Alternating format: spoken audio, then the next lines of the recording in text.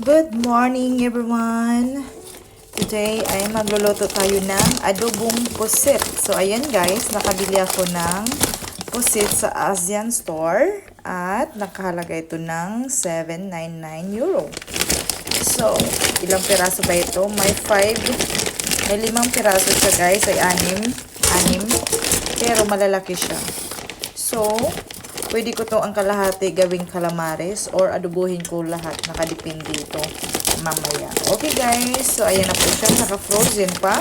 Kaya, tatanggalin na natin to sa plastic at ating i-defrost. Okay. So ayan, binuksan na natin guys.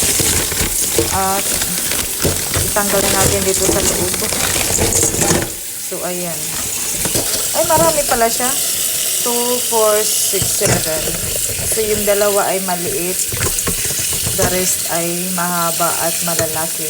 Pero, syempre, dahil naka-ice lang ito, guys. Kaya, akala mo malaki. Pero, pag natutunaw na itong ice, ay kukupos din ito. Makikita natin yung kanyang size talaga. So, ayan.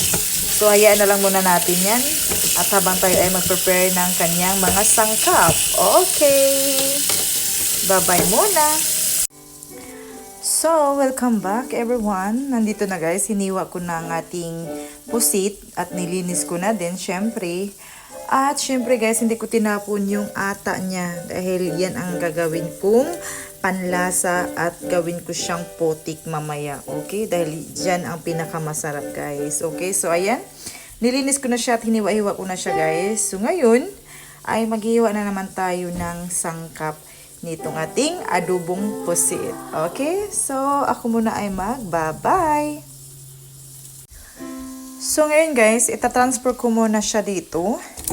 Dahil, anuhin ko siya, kupusan ko siya ng lemon para mawala yung kanyang anghit syempre. So, ito na yung lemon guys na hiniwa natin. I-squeeze lang natin itong lemon para mawala ang kanyang anghit. So, ayan. Okay, pinipiga na natin. At syempre, kunting mikos-mikos para naman mapantay yung amoy ng lemon sa kanyang buong katawan. So, ayan guys. So dyan na lang muna natin yan. At sa ngayon ay maghiwa na tayo ng kanyang sangkap. So, ito na yung ating sangkap na hiniwa-hiwa guys. Nandito na yung sili, kalahating sibuyas lang ang ilalagay ko. At syempre, ang paprika, yung pepper bell, at ang kunting luya. Dahil para mawala din talaga yung langsa natin. At syempre, nandito yung ating cubes na dagdag panlasa at itong paminta dahil wala na akong dahong laurel. So, ito na lang siya guys.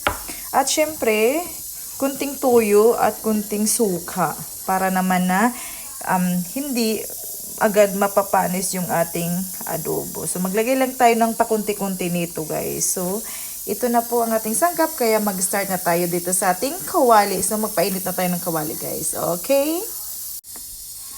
Ayan, nagpapainit na tayo ng kawali. At ngayon ay maglagay na tayo ng mantika. So, ayan. At ngayon ay papainitin lang natin yung mantika guys bago natin ilagay yung ating sangkap. Okay? Yung ating lamas. At alam nyo ba, nakalimutan ko palang maghiwa ng ahos. Okay, so let's go. Dahil mainit na yung ating mantika. Ito guys, nagpahabol ako ng bawang kasi nakalimutan ko pala yung bawang. So ngayon, ilagay na natin yung bawang. Ayan. And then, kunting mikos-mikos. Lagay na din natin yung ating sibuyas. So, ayan guys. At syempre, kunting mikos-mikos again. At ilagay na natin itong ating, ano ba yan, luya. At isunod na natin ang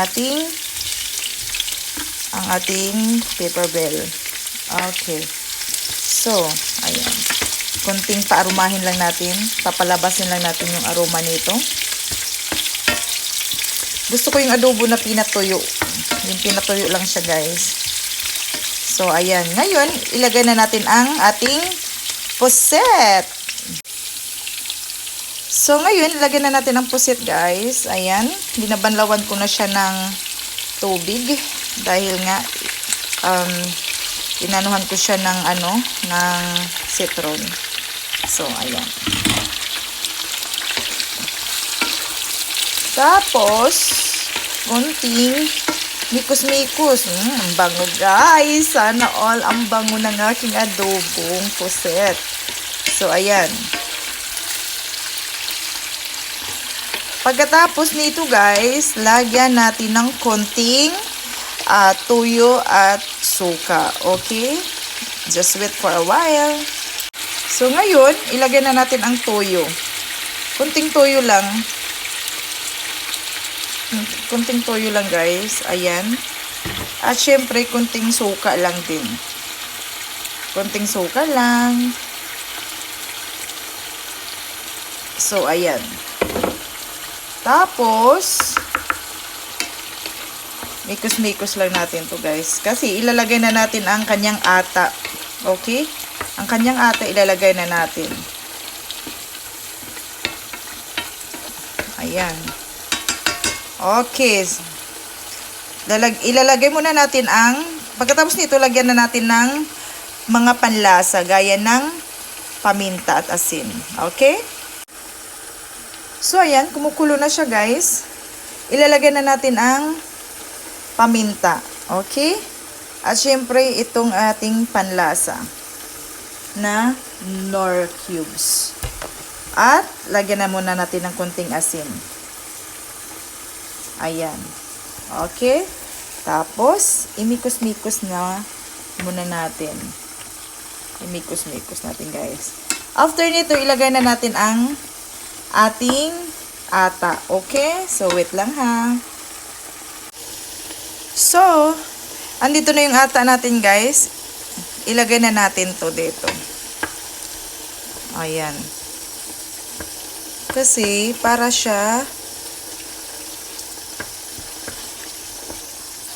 iitim yun, guys. Para magkaroon siya ng putik. Ayan. Diba? Pipigain natin yung mga ata, guys, kasi para siya talaga. Pipigain natin yung ata. Ayan. So, ayan. Medyo nangingitim na siya, pero hindi masyado. Kunti lang sigurong ata ang nandun sa loob, guys. Ay. So, ayan na yung ata, guys. So, ayan. Oh, ayan na yung ata. Okay. So, ayan. Hayaan na lang muna natin yan. Kuluin hanggat sa maluto yung ating puset. So, ito na yung ating final look ng ating adobong pusit. Ayan, guys, medyo nagmamantika na siya dahil papatuyo na yung kanyang sauce. Ngayon, ang ilagay na natin ang ating siling haba. Okay? Siling haba yan, guys, na nahihinog na siya. Para naman may kunting kagat lang siya sa dila. Hindi naman siya totally maanghang talaga. So, ayan. So, ayan na, guys. Ayan, ready to rumble ng ating rice dito sa ating adobong puset.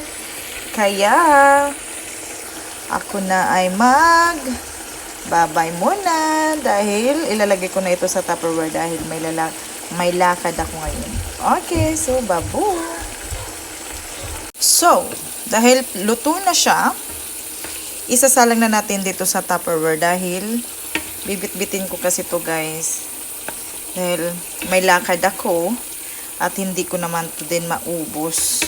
At doon na din ako makikikain sa aking pupuntahan. O, ayan. So, ito yung baon na dadalhin ko. O, bring on baon. So, ayan, guys. O, diba? Napaka ganda ng ating adobo. So, ganito ako mag-adobo. Yung pinatuyo na talaga at hindi masabaw kasi ayoko yung masabaw siya, guys. At in fairness, yung aking adobo ay hindi siya malangsa. O, diba? So, ayan na guys. So, ayan. O, diba nagmantika siya guys? O, nagmantika siya. Ilagay natin tong sabaw. Ilagay natin tong sabaw dito. At itong sili, siyempre. Lagyan natin to ng sili. Ayan. So, ito na po guys, ang ating adobong pusit. O, diba napakasarap guys. Nagmantika na siyang sarap talaga to ilaban sa kanin. Okay, so hanggang dito na lang. Thank you for watching. Guten Appetit und alles essen mit. Babu!